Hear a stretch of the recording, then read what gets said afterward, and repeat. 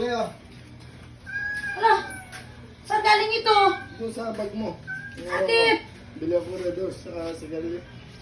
Para, ano ba? Tanggal kapoy ba? Ay naku, Pay.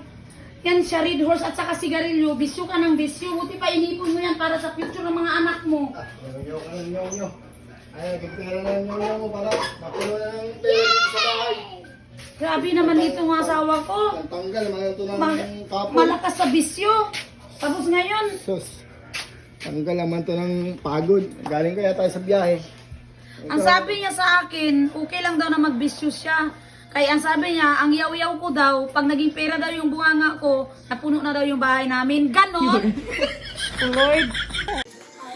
Ano man ito si Daddy? Ito na lang natira sa pera, oh.